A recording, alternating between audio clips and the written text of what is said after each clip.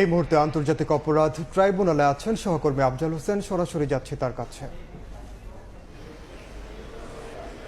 আফজাল, জুলাই আগস্টের মানবতাবিরোধী অপরাধের মামলায় সাবেক প্রধানমন্ত্রী শেখ হাসিনা, সাবেক স্বরাষ্ট্রমন্ত্রী আসাদুজ্জামান খান কামাল এবং সাবেক পুলিশ মহাপরিদর্শক চৌধুরী আব্দুল আল মামুনের বিরুদ্ধে যে আনুষ্ঠানিক অভিযোগ ট্রাইব্যুনালের প্রসিকিউশন ট্রাইব্যুনাল দাখিল করেছেন 135 পৃষ্ঠার, সেই আনুষ্ঠানিক অভিযোগটি আমলে নিয়েছেন আদালত। একই সঙ্গে যেহেতু নতুন করে দুইজন আসামির বিরুদ্ধে সাবেক প্রধানমন্ত্রী শেখ হাসিনা তিনি পলাতক রয়েছেন এবং সাবেক স্বরাষ্ট্রমন্ত্রী আসাদুজ্জামান কামাল তিনি পলাতক রয়েছেন, তার বিরুদ্ধে গ্রেফতারি পরোয়ানা জারি হয়েছে।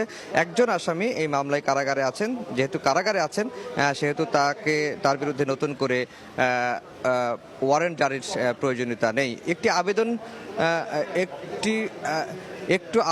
আরেকটি নতুন আবেদন করেছে ট্রাইব্যুনালের প্রসিকিউশন, সেটি হচ্ছে যে শেখ হাসিনার সম্পত্তি এবং সাবেক স্বরাষ্ট্রমন্ত্রী আসাদুজ্জামান খান কামালের সম্পত্তি বাজেয়াপ্তের একটি আবেদন করেছে ট্রাইব্যুনালের প্রসিকিউশন এবং সেটিরই আদেশ এখন চলছে।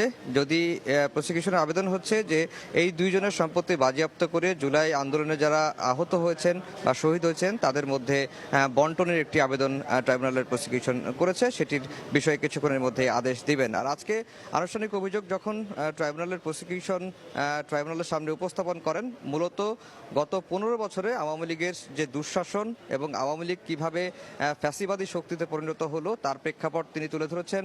যারা আওয়ামী লীগের আমলে গুমের শিকার হয়েছেন তাদের তালিকা দেওয়া হয়েছে।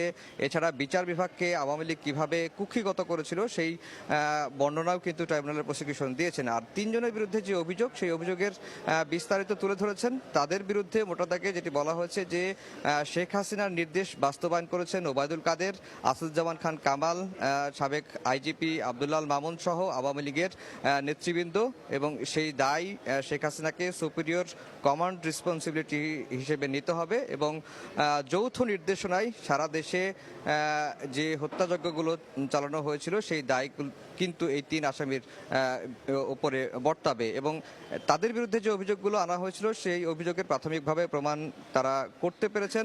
81 জনকে সাক্ষী করা হয়েছে এই মামলায়। সাক্ষীদের জবানবন্দি, আনুষঙ্গিক যে তথ্য প্রমাণ সব মিলিয়ে এই মামলার আনুষ্ঠানিক অভিযোগের মোট পৃষ্ঠা দাঁড়িয়েছে 8747 পৃষ্ঠা এবং আনুষ্ঠানিক অভিযোগ শুধুমাত্র 135 পৃষ্ঠার। এখানে ট্রাইব্যুনালের চিফ প্রসিকিউটর আরও বলেছেন যে অপরাধের নিউক্লিয়াস ছিলেন সাবেক প্রধানমন্ত্রী শেখ হাসিনা। ক্ষমতাকে ধরে রাখতে তিনি সারা দেশে জুলাই আগস্টের 14 জুলাই থেকে 5 আগস্ট পর্যন্ত এই 3 সপ্তাহে নির্বিচারে গুলি করে মানবতাবিরোধী অপরাধ করেছেন এবং তাকে